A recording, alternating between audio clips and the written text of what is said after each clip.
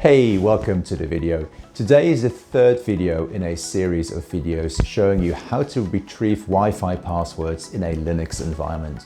In the last video, I showed you how Python deals with command line arguments. In this video, I'll show you how to process the output of a command line argument in Python. In the previous video, we talked about the build commands function, which returns a list that holds all the cat commands I want to run. So a cat command for each of the network files found on my system. The next step is to show how we can interpret the cat command output. So we're going to store that in a variable and pick up the pieces of information that we need, being these fields here. So let's move on to the next function. I've called it extract network meta fields. So looking at the code, there does not seem to be an awful lot of code. So the trick here is not so much about the code, it's about what we are trying to achieve. So we're trying to execute the command, and when we have the output of the cat command, we will go through the text and pick up the fields that we need. So the fields that we need are in the list called fields. Okay, that has the identifiers, or what we will later see are the column headers. The command up here that holds my cat command. Okay, and what is returned by this function is a list that holds the metadata for each network file. So for example, the network name, it's Wi-Fi, and then at the end here clearly a dummy password. So how are we going to do that? So the first thing to do is again to use the SubProcess, which allows Python to interpret shell commands. And again, as we did in the previous video, we're going to take the command as a variable. This command will be these cat commands here. Shell is set equal to true because it is a shell command, and the standard output, which normally is your command line interface. Instead of that going to your command line interface, we're asking it to pipe the output to this variable proc. So from the proc variable or object, we then take the standard output, which we read, and then we convert that to text, and that we store into a variable called cat output. And then it looks like we do something quite funky. We have a list comprehension, the start of the list and the end of the list, and we're doing re.search. So we're applying some regex with a pretty funky formula, and we're doing that twice. So what's going on here? Well, we're doing it twice. The first part is just used to apply the Python and, which we have used before, and I will come back to that in a minute. So let's first focus on the second part of the and try to understand what it is that we're doing here. So for that, I've put quite a bit of information up here. So firstly, let's look at the cat output, and what does that look like? Well, that will be, as we showed in the first video, the text file that holds my password.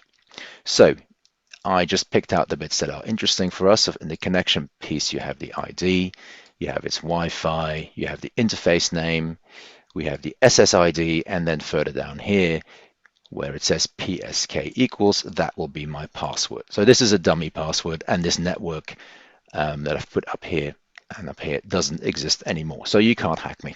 Okay, now, so that's easy enough. We need to go through this text, and we need to apply regex to pick up these pieces of information. Now the trick is, the regex, or the pattern that I would like to recognize, is, well, ID equals, and if I find that pattern, I want to extract the bit that sits next to it. I don't want to extract ID equals itself, so I don't want to extract the pattern that I find. I want to extract the pattern that sits next to it. And the same thing applies to SSID and all the other ones. Okay, so that's what we're going to need to do with regex. And then, so I'll come back to that in a second, just to go through the comments here. So for wired connections, PSK does not exist. Now, if that doesn't exist, then the res.search object is none. That makes sense. And when you then try to apply the .group functionality on there, which is what we do here, and I'll come back to what that is in a second, but if you apply that to the none object, it will crash. Okay, and to avoid that crash, that's why we apply the Boolean trick. Okay, so we'll come back to the Boolean trick in a second, but I just wanted to go through these comments. Okay, so back to the regex bit, or the second part of the regex bit, so this piece here. What are we trying to do? So we are going to need to split our find or our matching pattern into two. So we're going to match the whole pattern, not just the first part, the whole pattern. And then we're going to say, well, let's split that into two groups, that being the first group and this being the second group, including the S and everything. And then we'll basically return the second group, not the first one. Right, so how does a pattern work? So going through the comments here, from this, I want to extract that. I think we've established that, right? So we're going to split that into groups. We've established that as well, these two groups, as I just said before. Now, after ID equals, and remember ID equals, that is in the fields list. Let me just quickly scroll up. Yeah, that is in here. ID equals, type equals, interface name equals, okay? So after ID equals, the pattern can be anything, right? So this is a network name, but this could really be anything. It's not a standard set. It's not a limited number. It can be anything. So it can be any character, which in regex means a dot.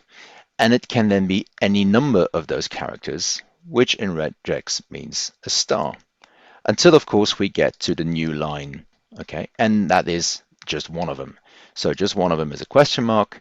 And then the new line character is the dash dash n, or the backslash n.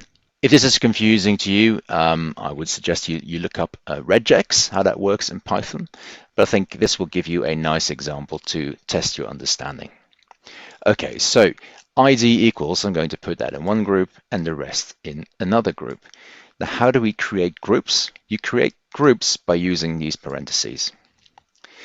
Okay, and how do I now tell Python to not put the first group in the output, the first group being ID equals? You do that by using the question mark colon. Right, so putting all that together, this is the regex pattern. So we have our first group here and our second group here. Let's look at the first group. So it needs to match ID equals, yeah, and that is my first group in parentheses. And I don't want that in my output. Therefore, I have question mark colon going before that or in front of it. Okay, so that defines my first group.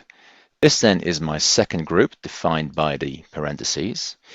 As I said, it can be any character, the dot, any number of times, star, so dot star, and then until you come across the first new line. Then we extract group 1, which is what comes after the identifier, okay? What we then want to do is we want to slice everything but the last character to cut off the new line character, okay? Because the last element is a new line character. We don't want that in our output, okay? And that should then give us exactly this piece here. Right, so how are we going to do that? Well, we are going to apply read.search, okay? I'm then going to create an f string. And in this f string, I'm going to have this regex pattern, but where I said ID equals here, I'm going to use the variable called field. What is field? Well, field is anything that lives in my fields list. So it will be ID equals, type equals, and so on. Now, how do I do that in a list comprehension? Well, you have 4 field in fields. So fields is the list, field is the name of the variable I choose. That variable then goes into my regex. Okay, and the way the re.search works is you have this pattern here, which needs to match the cat output. Once we have the matching pattern, we then take group 1, and then we slice that to cut off the last element, which is the new line. So that will give me the output I need. Now, the only thing left to talk about in this piece of code is then this first part here. It looks very similar, but it's not exactly the same. Again, we're using the Boolean trick here of the AND, which in Python can be used to avoid the second leg of an AND to be executed or tested. So if in Python, as I explained in a previous video, if this first part of the AND is false, then the second part won't be executed. So previously we said this group function, if this is applied to the none object, it will crash. So what I'm going to test here is that I don't have the none object, okay? So I'm going to test whether this research gives me anything. If it doesn't give me anything, I don't want to apply the group function to it. Now, if this doesn't give me anything for wired networks when there is no PSK, as soon as field comes to PSK, which is the last element in that list, this will then return none. And none is also false. And therefore, this will say false and something else, and then the something else doesn't even matter anymore. So Python will not execute this second piece, and therefore you will not have an error. So I think that's quite a cool way, a very Pythonic way of avoiding crashes in your code. Okay, so what we then return is basically this list. And what does that look like? Well, we documented that at the top. It will be a list that holds all the metadata for a particular network file. So for this network file, it will hold the metadata. Cool, so now we are ready for the final step where we create the output. I'll see you in the next video.